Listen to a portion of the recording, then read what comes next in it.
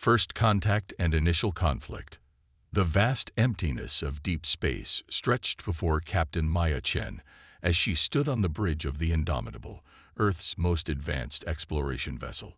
The ship was the culmination of decades of human innovation, a sleek, obsidian-hulled craft housing technologies that even 10 years prior would have been deemed theoretical at best. Maya's dark eyes scanned the holographic displays surrounding her command station, monitoring the ship's approach to the uncharted star system. "Captain, we're picking up unusual readings from the fourth planet," reported Lieutenant Diaz, her fingers dancing across the sensor panel. "Energy signatures unlike anything we've encountered before." Maya nodded, her short-cropped hair catching the blue light of the displays. "Classification: unknown, but they're organized in patterns, definitely artificial." Diaz looked up, excitement evident in her eyes. "I believe we found intelligent life, Captain." A hushed silence fell over the bridge crew. This was humanity's first encounter with extraterrestrial intelligence in the century since they'd begun their expansion beyond the solar system. Despite the momentous nature of the discovery, Maya remained composed. Tactical assessment: Commander Park. Commander Park, a veteran of Earth's defense forces, scrutinized his readouts with practiced precision. "The energy signatures are consistent with some form of propulsion technology. I count at least 30 vessels in orbit around the fourth planet. Their configuration suggests a military formation." Maya absorbed this information calmly. "Communications: prepare first contact protocols. Let's introduce ourselves properly." Before Communications Officer Abara could respond, the sensor array erupted in warnings. "Captain, multiple vessels breaking orbit and approaching at high velocity. Energy buildup detected. Weapons systems activating." "Shields up," Maya ordered without hesitation. "No offensive measures. Let's not start a war if they're just being cautious." The alien vessels, angular constructs of a dark, iridescent material, spread out in a classic encirclement pattern. Their approach was methodical, practiced. "They're hailing us," Abara reported. "Audio only, unknown language." "Run it through the universal translator," Maya commanded. Moments later, a harsh, clicking voice filled the bridge. "Voidkin command to unidentified vessel. You have entered Voidkin sovereign space. Surrender your vessel for inspection and classification. Resistance will be met with immediate destruction." Maya's expression hardened. "Open a channel." "This is Captain Maya Chen of the Earth exploration vessel Indomitable. We come in peace and had no knowledge of your territorial claims. We request diplomatic dialogue to establish." The response was a barrage of energy weapons fire that rippled against the Indomitable's shields. "Shields holding at 94%, reported Commander Park. "Their weapons technology is advanced, but not as efficient as ours." "Get us some distance," Maya ordered. "Continue broadcasting peace messages on all frequencies." The Indomitable executed a perfect evasive maneuver, its quantum drives propelling it away from the attacking fleet with a grace that belied its size. The alien vessels pursued, continuing their assault. "They're not interested in talking, Captain," Park observed grimly. Maya nodded. "So it seems. Time to show them we're not defenseless. Target their weapon systems only, non-lethal strikes." The Indomitable's defensive array came online, firing precision bursts of concentrated energy that sliced through the alien vessel's weapon emplacements with surgical precision. 3 ships were disabled in rapid succession before the alien fleet adjusted their tactics. In the command chamber of the Lid Voidkin vessel, Admiral Korax watched with growing concern as his initial assault force failed to penetrate the human ship's defenses. His scaled skin darkened in agitation, the bony ridge along his skull flaring with anger. "How is this possible?" he demanded, his 4-fingered hand striking the command console. "Their vessel is alone and should be primitive by our standards." His second-in-command, Sub-Admiral Vesk, reviewed the battle data with clinical detachment. "Their shielding technology appears to operate on quantum fluctuation principles we haven't mastered. And their targeting systems are perfect. They've disabled our weapons without a single shot striking life support or propulsion systems. Corax's compound eyes narrowed. They're showing restraint. Either they're weak or dangerously confident. He chittered a command to his communications officer. Signal the fleet. All available vessels to converge on these coordinates. We will crush this intruder and learn their secrets. Back aboard the Indomitable, Maya was assessing the situation with her command staff. They're calling for reinforcements, Lieutenant Diaz reported. Massive subspace communications detected. Maya's expression was grim but determined. We need to withdraw and report back to Earth Command. This species is clearly hostile and technologically advanced. Captain, interrupted Park, before we retreat, I suggest we gather as much tactical data as possible. Their technology is formidable, but not beyond our capabilities. If they decide to follow us back to Earth, Maya nodded in agreement. Agreed. Scan their vessels thoroughly. I want to know everything about their technology, communications, and tactical systems. For the next hour, the Indomitable engaged in a complex dance with the Voikin fleet, staying just beyond effective weapons range, while its advanced sensor suite penetrated the alien vessel's security measures and harvested invaluable intelligence. Captain, I've isolated their command frequencies, reported Communications Officer Abara. They use a quantum-encrypted broadcast system, but our AI has cracked their basic protocols. And their defenses? Maya inquired. Their shields operate on a predictable modulation pattern, Commander Park explained. With some refinements to our weapons systems, we could penetrate them with minimal effort. Maya studied the tactical display, watching as more Voikin vessels appeared at the edge of their sensor range. How many ships are they calling in? Current count is over 200, Diaz answered, her voice tight. And more arriving every minute. They're mobilizing an invasion force, Maya concluded. Set course for Earth, maximum speed. We need to warn them and prepare. As the Indomitable prepared to engage its experimental long-range jump drive, Maya addressed her crew. What we've discovered today changes everything. Humanity is not alone in the universe, and our first neighbors are not friendly. But we've shown that even outnumbered human ingenuity and technology can hold its own. When we return with the fleet, we'll be ready for them. The sleek human vessel disappeared in a flash of quantum displacement, leaving behind a confused and increasingly concerned Voikin fleet. Admiral Corax watched the empty space where the human ship had been, his mind racing with implications. They escaped using technology we cannot match, Vesk observed.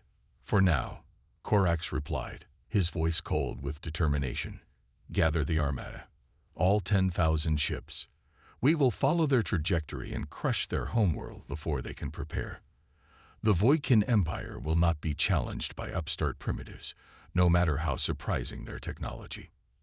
As the Voikin began assembling the largest invasion force in their history, the Indomitable raced toward Earth, carrying warning of the threat and the seeds of humanity's unexpected advantage in the coming conflict. The ultimate confrontation. 3 weeks after the Indomitable's return to Earth, Captain Maya Chen stood in the war room of Earth Defense Command, surrounded by humanity's highest military leaders. The holographic display in the center of the room showed the approaching Voikin armada, 10,000 warships strong, moving inexorably toward the Sol system. Their numbers are overwhelming, General Santiago stated, studying the display with a grim expression. Even with every ship in the fleet mobilized, we'll be outnumbered 50 to 1. Maya stepped forward. Numbers aren't everything, General. The data we gathered during our encounter reveals critical weaknesses in their technology. She manipulated the hologram, highlighting specific aspects of the Voikin ships. Their vessels are built around a centralized command structure. Each battle group of approximately 50 ships is controlled by a single command vessel. These command ships broadcast tactical data and firing solutions to their subordinate vessels. Admiral Takahashi, head of Earth's naval forces, leaned forward with interest. A vulnerability we can exploit. Exactly, Maya confirmed. During our engagement, we discovered that their coordination breaks down dramatically when these command ships are disabled. Moreover, their shield technology operates on predictable frequency modulations that our quantum disruptors can easily penetrate. Dr. Eliza Morgan, Earth's lead weapons scientist, joined the conversation. Based on Captain Chen's data, we've developed a quantum entanglement disruptor. It targets the specific frequencies used by the Voidkin command ships to coordinate their fleet, and the Indomitable has been retrofitted with a prototype. Maya added, "We believe a single precisely targeted strike could disable large portions of their fleet simultaneously." General Santiago frowned. "You're suggesting we send one ship against 10,000. One ship with the right weapon at the right place," Maya corrected. "The Voidkin don't know we've analyzed their weaknesses. They're expecting a traditional battle with our entire fleet." Admiral Takahashi studied the tactical projections. A surgical strike before committing the fleet. It could work. And if it fails, the fleet will still be intact to defend Earth. After hours of debate, the plan was approved. The Indomitable would engage the quantum jump drive to appear directly in the heart of the Voidkin formation, deploy the quantum entanglement disruptor, and attempt to escape, hopefully leaving behind a disorganized enemy fleet that the Earth forces could then engage with a fighting chance. 2 days later, Captain Maya Chen prepared her crew for what might be a suicide mission. "I won't lie to you," she said, addressing the assembled officers in the briefing room. "Our chances of survival are minimal. But every one of you volunteered, knowing the stakes. If we fail, Earth falls.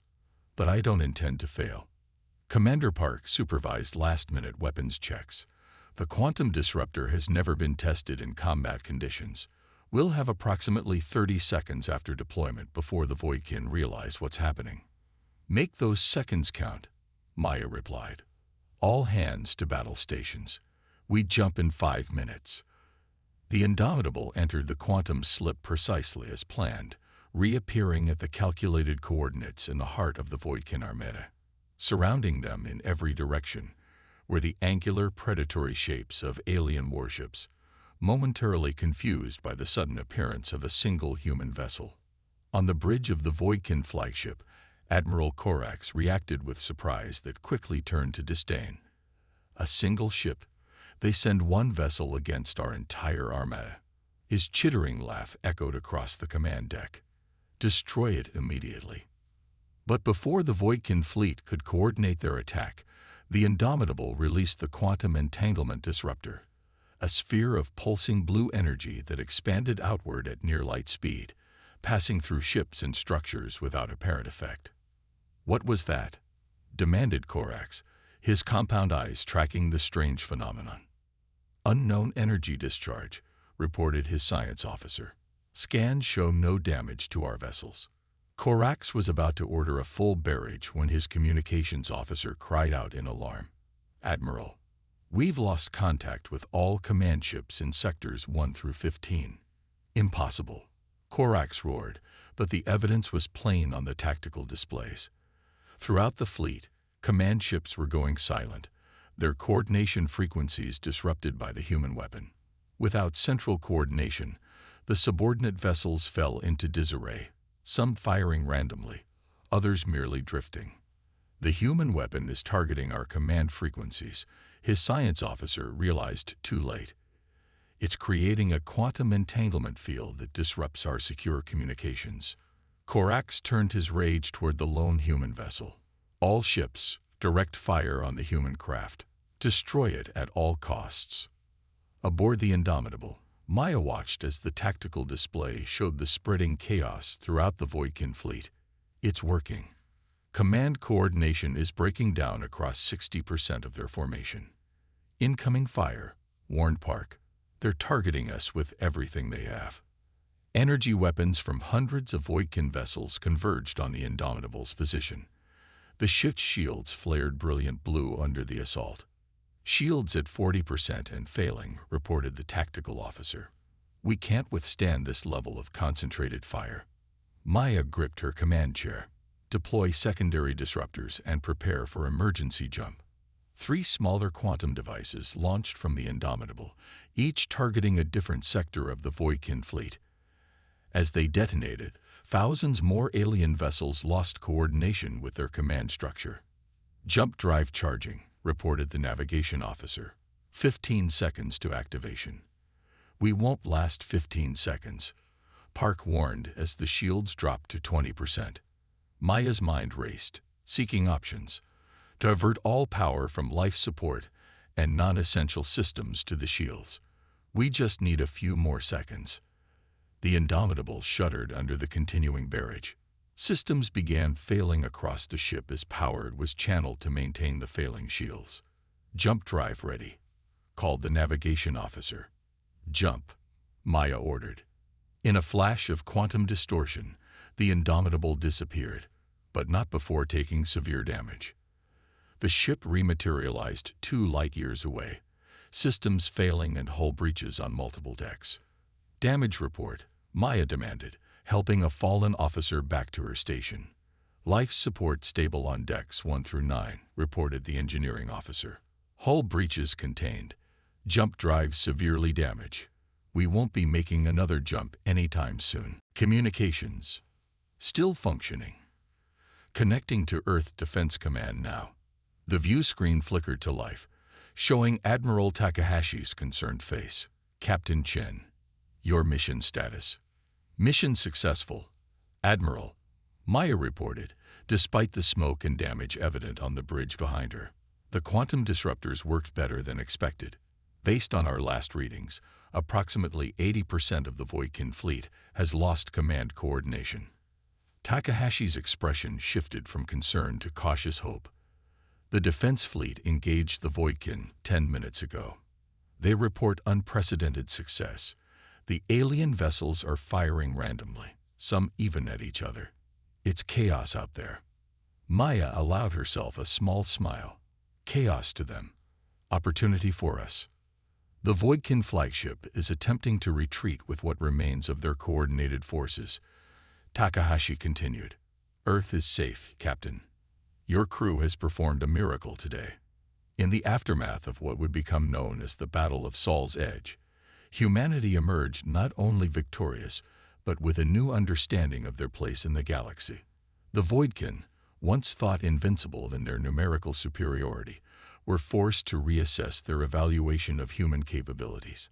Admiral Korax, one of the few Voidkin command officers to survive the debacle, faced his empire's ruling council with humiliation. "The humans possess technology we cannot counter," he admitted. "Their single vessel neutralized our entire invasion force." "Then perhaps," suggested the eldest council member, "we should consider diplomacy rather than conquest when dealing with these humans." As the Indomitable limped home under conventional drive, Captain Maya Chen recorded her final log entry on the mission. "Today we proved that humanity's greatest strength has always been our ingenuity, our ability to analyze, adapt, and overcome seemingly impossible odds.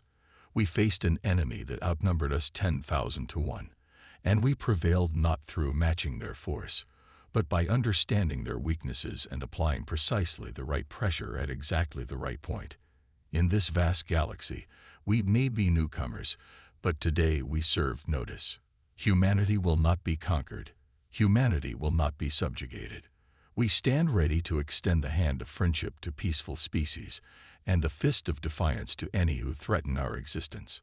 The stars stretched endlessly before the damaged but undefeated human vessel as it made its way home, carrying with it the promise of a new chapter in human history, one where humanity had earned its place among the stars not through brutality or conquest, but through courage, intelligence, and the unwavering determination that had carried the species from its first hesitant steps on Earth to the vast frontier of interstellar space.